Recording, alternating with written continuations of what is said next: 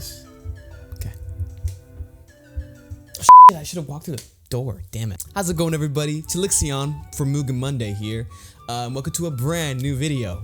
What is this? New setup? What is this? A green screen. I hope it looks good. I made this in a few minutes. I hope this doesn't rip the paint off my walls. Or I'll have to pay for that. But that's fine. That don't matter. That does not matter at all. And welcome to a brand new video. Before we start, I want to say thank all of you for the views on the Fiona and Cake video, 15K, and thank you for getting me to 2.26K subscribers. It's probably the same by the time you're seeing this video, but just thank you so much for the growth. I promise I'll be making more videos, and hopefully this format change will make that a bit easier on both of our ends. So yeah, Gravity Falls. Jesus, is this what the video is gonna be? Just completely bull. Who cares? The point is I need to make Gravity Falls. Gravity Falls is a Disney cartoon released in 2012, created by Alex Hirsch. Mystery cartoon. We all know Gravity Falls. Do I have to explain what Gravity Falls is to you? It doesn't matter. If you don't know, it's an amazing cartoon. It's in my top 3 cartoons of all time. I adore it. I'm completely obsessed with it. When it came out, I was obsessed with it. I'm still a little hungry. It is an amazing show. It has amazing humor, amazing characters, a great art style, very, very pretty animation, great backgrounds, and just so much lore. And I love it. And it's a fun time for anybody. It's not too much lore where it's disheartening to those who don't care. And it's not too much comedy where people who like story feel like they're being robbed of an actual tale. But I adore Gravity Falls. It is an amazing show and it's definitely worth your time. If you haven't seen it, you should pause this video and go watch it and then come back. I'll still be here. I'll wait. But yeah, I adore Gravity Falls. It is an amazing cartoon. But most importantly, it is a mystery cartoon, which just makes it so much fun. I remember, I think the first time I saw Gravity Falls was when it premiered. It was a big deal in the cartoon sphere, and I was somehow a part of that as a little itty-bitty 9-year-old. And when I saw it, it premiered, and I was so excited. I was like, this show is great. And then I remember I would wait for every single episode to come out, and I would look on YouTube for like the secrets, the Easter eggs, the Caesar ciphers, like little things in the background. Like I remember seeing Blendin' Blandin' in the episodes of in the background of episodes before the Blendin' Blandin' episode, and that was so crazy for me. And just the entire first season of Gravity Falls was an amazing experience. The second season was great, and it was a great series all around. It really awakened a want to figure stuff out, to discover stuff, which turned me into such a big fan of geography and history, and such a big One Piece fan. I mean, Monkey D. Luffy, you know? We love One Piece, you know? Orewa, Monkey D. Luffy. And while it's a mystery show and everyone either talks about its comedy, mystery, or great characters, rarely does anyone talk about its suspense. So that's what I want to talk about. I want to talk about Gravity Falls and how it handles its suspense, specifically through the lens of one episode. Season 2's Not What He Seems. But before we head into that, hit it.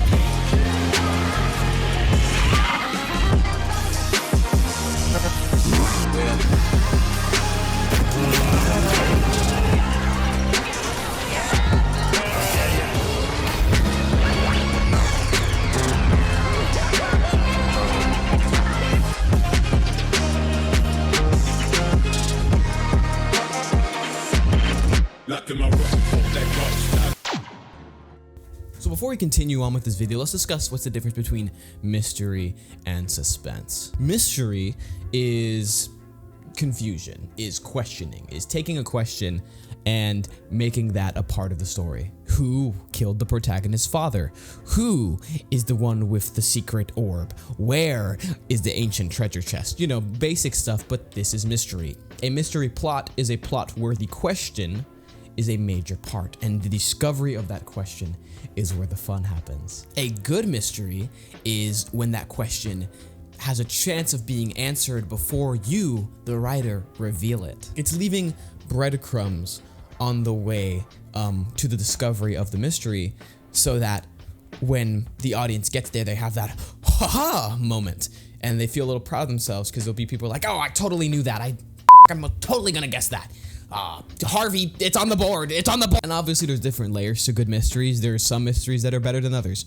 There's great mysteries, and then there's mysteries where you're like, oh, that was okay.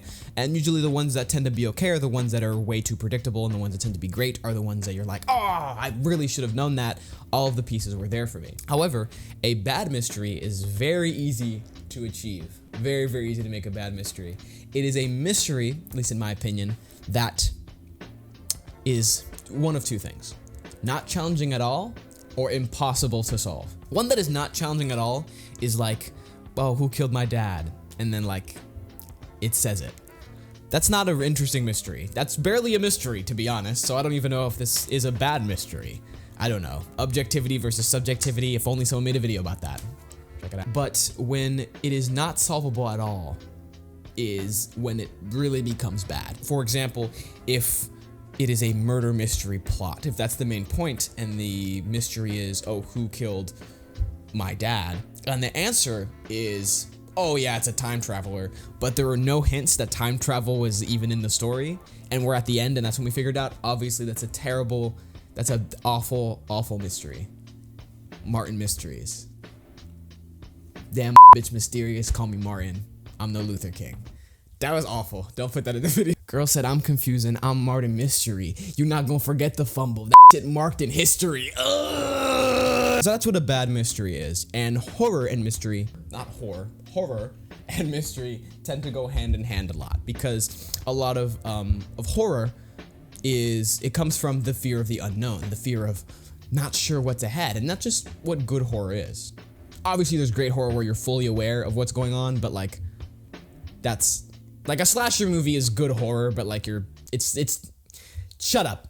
My point is, great horror uses mystery to its advantage, but it also uses something else to its advantage. Suspense. That was my point about the slashers. A good slasher movie uses mystery a little bit, but uses a lot of suspense. Suspense and horror. Gravity Falls is kind of horror adjacent. If this rips off the paint off my walls, I'm gonna lose my mind. Suspense and mystery are pretty similar. They're both based off the idea of being unsure. However, where mystery is complete confusion, complete loss, and the process of discovering the answer, suspense is less the discovery of the answer on your part and more experiencing slow discovery from the characters with tension and release. The best way to explain suspense is with a quote by Alfred Hitchcock. I'm a film student, so, you know I'm bouncing on Alfred Hitchcock. The best way to explain suspense is by a quote from filmmaker Alfred Hitchcock. And I'm a film student, so I'm on Alfred Hitchcock. I'm on Alfred Hitchcock. I'm on Alfred Hitchcock. I'm bouncing on Alfred Hitchcock. I'm on Alfred Hitchcock. Let us suppose that there is a bomb underneath this table between us. Nothing happens. And then all of a sudden, boom, there's an explosion. The public is surprised, but prior to this surprise, it is seen as an absolutely ordinary scene of no special consequence. Now, let us take a suspense situation. The bomb is underneath the table, and the public knows it. In these conditions, this same innocuous conversation becomes fascinating because the public is participating in the secret. That is the major difference between suspense and mystery. Participation in the secret, being grabbed by the author, being told, hey, you get to know, but the characters that you care for don't. And I think Gravity Falls, specifically the season 2 episode Not What He Seems, does an amazing job of showcasing suspense, and it just shows how good the writing of the show is, and it could honestly help anyone who is creative or is interested in writing or storytelling take their suspense into a different plane of quality. So, hop in, grab your snacks, grab your water, and let's enjoy the look at Not What He Seems. Ha, don't you fucking move. You believe me, fucker. Stupid bitch. I'm sorry. I'm sorry. We're gonna jump into the episode real soon, but before that, are you subscribed to the Chillixion YouTube channel? Do you even have bell notifications turned on? No? How are you gonna know when I upload new videos? You stupid fucking dipshit. Jesus. Dumbass. You idiot. I'm sorry. I didn't mean that. I'm sorry. I didn't mean that. But if you want to stay updated to when I upload new videos, which hopefully will be another time this year, you can hit that subscribe button and click that notification bell. Hey, click that like button to let me know that you enjoyed this video. Let's get the video to 50 likes. How about that? A low goal, but let's get to 50 likes and I'll know you guys liked the video. Anyway, sorry for interrupting your time. Chillixion, bring us back to Gravity Falls. So we begin not what he seems with the cold open. Stan is in the little basement underground bunker type of thing, and he is working on the machine.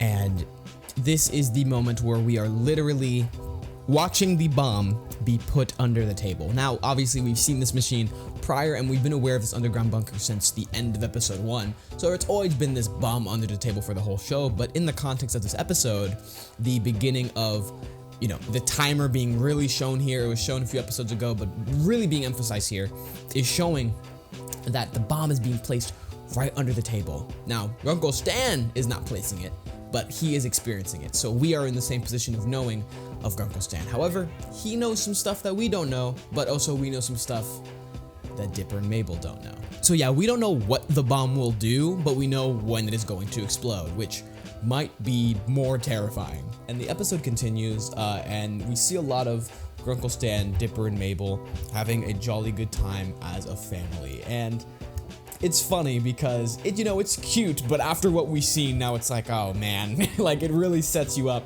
to just be like, to feel just a lot of dread, whether that's on purpose or just due to our audience expectations. This is sadly interrupted though by the government officials here to get Stan, and this is where we also have multiple feelings, because there are multiple protagonists that we attach to, and I'm using protagonist pretty loosely, that have multiple feelings.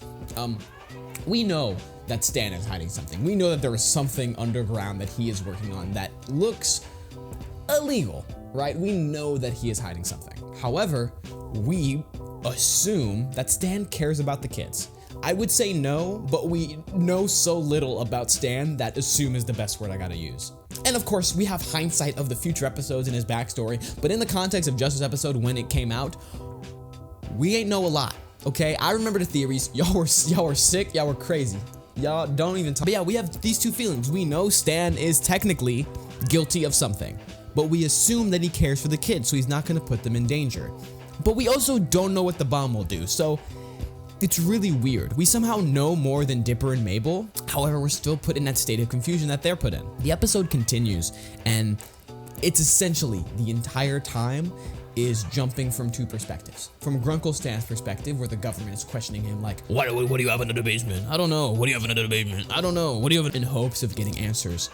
And he sort of gives nothing. And it's obviously because he's worried, but he still puts on that face. And this is where we, the audience, sort of see like, he's really good at lying. Like one of my favorite scenes is when he says, "in a guilty."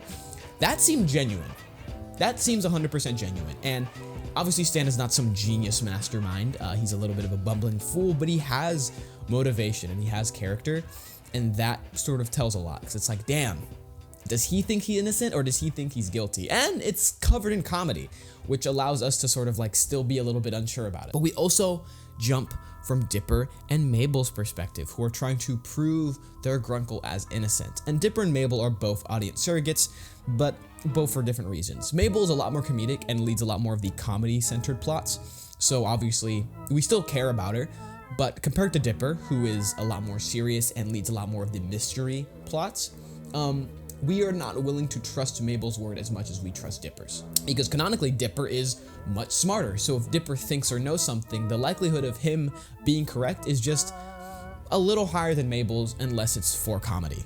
However, almost as quickly as the both of them are trying to prove Grunkle Stan completely innocent, Dipper gets a seed of doubt, and that is the moment where we, the audience, also get a seed of doubt. If Dipper doubts something, the audience is likely to doubt something, and Dipper being like, is Grunkle Stan really all good? Has the audience be like, damn, is he right? Are they leading us to that conclusion? Or are they leading us astray and perhaps he is all right? It's one of those interesting things you can do with writing. And this goes for a good chunk of the episode, a lot of, we need to save Grunkle Stan, and Dipper's like, are you sure, Mabel? But he still goes for it because obviously he cares about his family, he cares about his sister, he cares about his grunkle, so he's still gonna do it because that's how his character is. But that seed of doubt, that skepticism that always follows Dipper everywhere still remains and comes to the audience as well. We also feel that, especially with the extra knowledge we know with the bomb under the table. We're like, well, bomb. And I think one of the best executed scenes for this moment, for this seed of doubt to allow the suspense to grow, is the fake ID scene. We see a box full of fake IDs, Grunkle Stan with a bunch of fake names, and obviously he's a bit of a grifter. He's a bit of a scam artist. So this is not, you know, all that uncommon for a cartoon character who is a complete scam artist. And with hindsight, this makes even more sense. However, in this moment where all this shit is happening and the episode is called Not What He Seems, yeah, there's reason to think, oh, this is a bit suspicious. But then they follow us with this one. Stan Pines dead. This was a crazy moment. And obviously, in retrospect, this was not like the key moment of the episode. However, when you're watching it for the first time, whoa, does it hit your heart, whoa, does it hit your soul, and whoa, do you feel like nothing is the same, everything has changed. Because now shit's going through your mind. You're like, is Grunkle Stan even Grunkle Stan? Where's the original Grunkle Stan? Oh, like, who is Stan Pines now? Who is this guy we've been hanging out with the whole time? What's going on? How did he die? What happened? Is he lying? Who is he? Blah, blah, blah, blah, blah. The lighting, the music, the writing, everything takes you in a direction to just doubt Stan. As we cut back to him wanting to go back to the shack and being so sure of himself, our seed of doubt has grown even bigger, just like the characters. Not to mention that during the entirety of the episode, there's little moments of what I'm going to be calling anomalies, or when the machine in the underground bursts with energy and then, very cheekily, gravity starts to, I guess, rise, or gravity falls.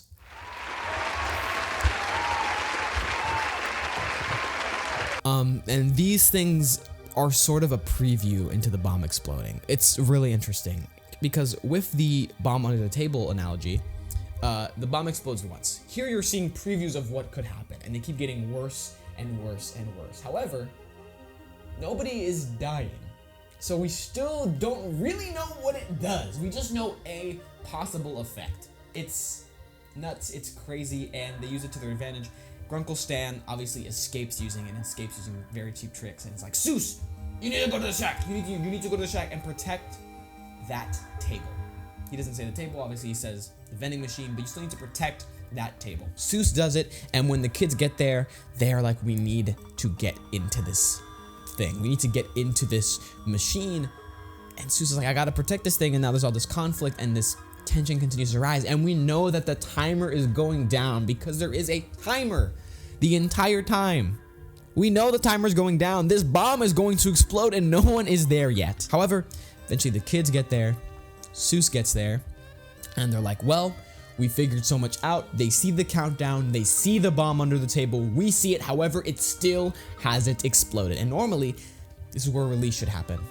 But Grunkle Stan hasn't arrived yet. So as the kids arrive to the machine with the big red button, the big red off button, they're about to press it, and Grunkle Stan arrives. And is now trying to plead his case. To Seuss, to Mabel, to Dipper, and to us. Seuss knows the least amount of information and just has what he's seen in the last 15 minutes and his own trust of his boss. Dipper and Mabel know more information. They saw the fake IDs, they saw the footage, they read an entire news article, kind of. And they also seen all of this, and Dipper has that seed of doubt, and Mabel still has that hopeful optimism, but obviously is scared. We, the audience, are pleading, and we, the audience, know the most amount of information, but not enough to make a sure choice. And while this is happening, the timer is still going off, and we have another anomaly, and this connects back to the bomb under the table. If we know that the bomb is there, that the bomb is going to explode, we are pleading to the characters, disarm it, leave the situation, finish the conversation, whatever.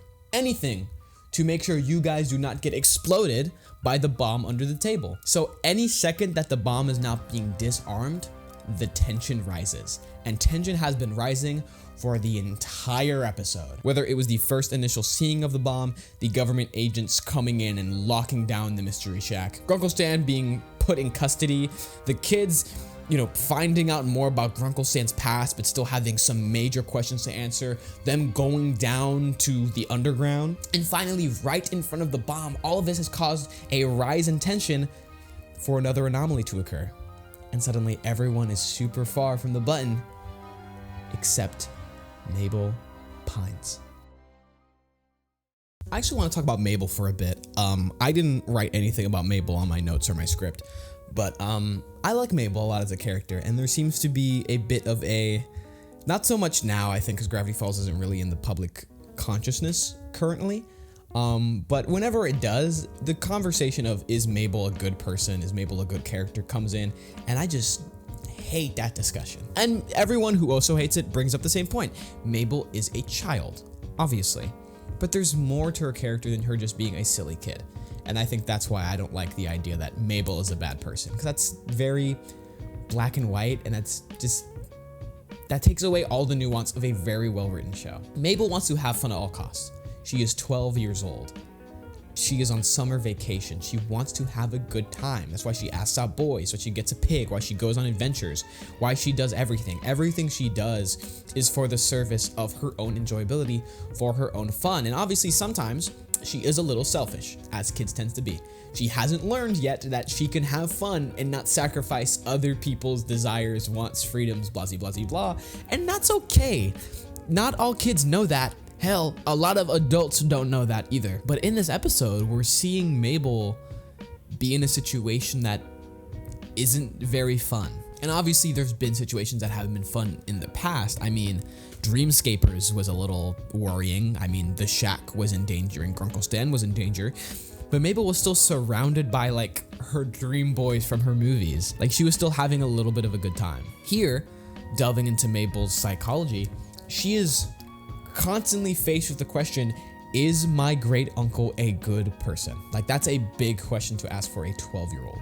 That is crazy, especially with context of the further series and seeing their relationship develop. Grunkle Stan and Mabel are very, very close. They have a lot of similarities. They have a lot of things in common. Mabel probably looks up to Grunkle Stan and she's like, is he like bad? Was he lying to me? Is the relationship that we had as family not real? Does that mean that the experiences I had during the summer aren't real as well? So she's having this the whole time, and Mabel is super empathetic. She is empathy through and through. Her and Dipper are sort of contrasting characters.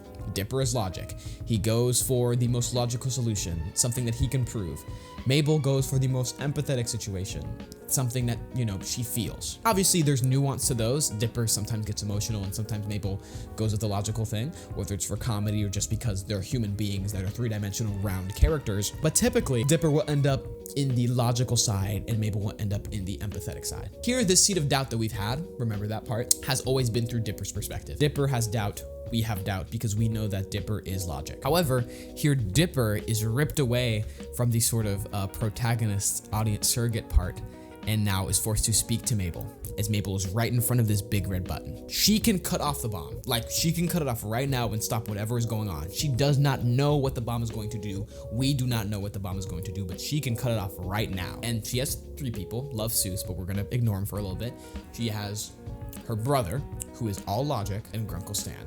Someone that she wants to believe is a good person. She wants to believe that he is a good human being, that he means well. She wants to have that hope. She wants to have that faith, because if that is true, then she can continue to have the fun that she's always had on her summer, and that does not devalue the fun that she has had previously. She loves Dipper, and obviously she wants everyone to be safe, but if Dipper is right, that has a lot of implications for her fun, for her experience, for her relationships from the past month of the series. With that in mind, and with the tension constantly rising in this scene, the music, the lighting, the art, everything, the writing, constantly rising, it's tension, it's tension, it's tension. The bomb is under the table, the button to cut it off is right there.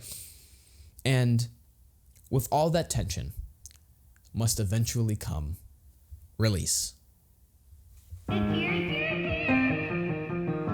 so I was just opening random doors? Legal fireworks.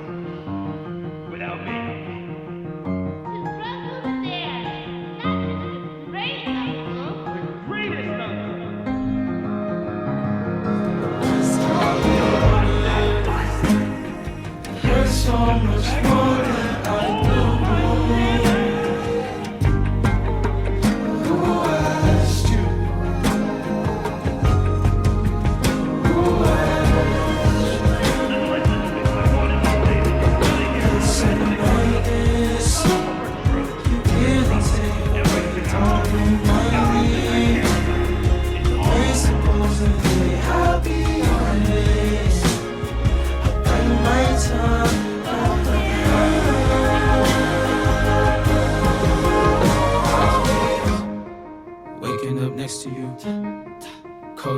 glasses blue. Purple tea in the cup. Green was an indica.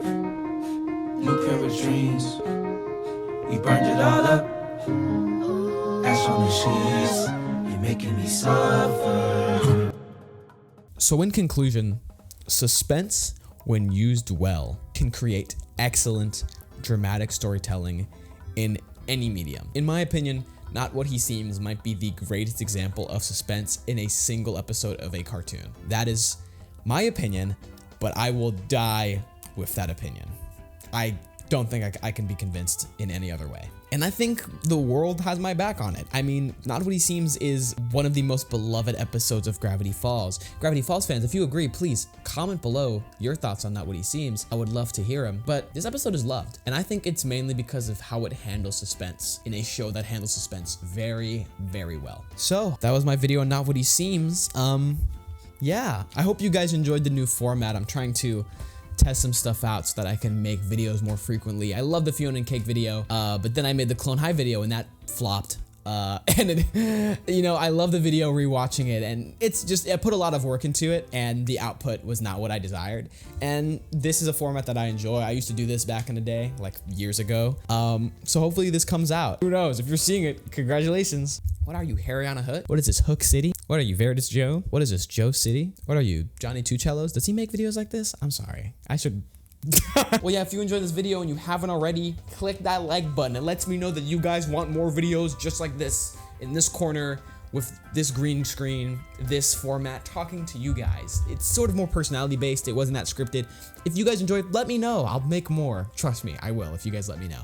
But yeah, I've been Chillixion. If you want to follow me somewhere that's not youtube.com, I am on twitter.com @Chillixion, instagram.com @Chillixion, TikTok @Chillixion. They are all the same and I'm posting different stuff. You can see me tweet funny things on Twitter. Please follow me. You can see me post snippets of new music and fit pics on Instagram.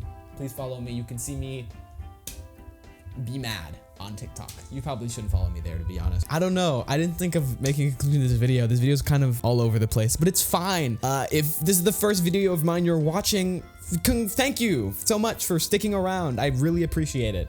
I have tons of other videos. I have a Fiona and Cake video right here, and I have a nerdcore Azula song that I recently made, Baddie Don't Care. It's also on all streaming platforms, so if you like it, you should stream my music. I make hyperpop about cartoon and nerd so if you enjoy it, enjoy it. But I think that's all of the video I have for you guys this week. Maybe next week I'll upload. Who knows? But I hope all of you enjoyed it, and I hope all of you have a damn good one. Peace.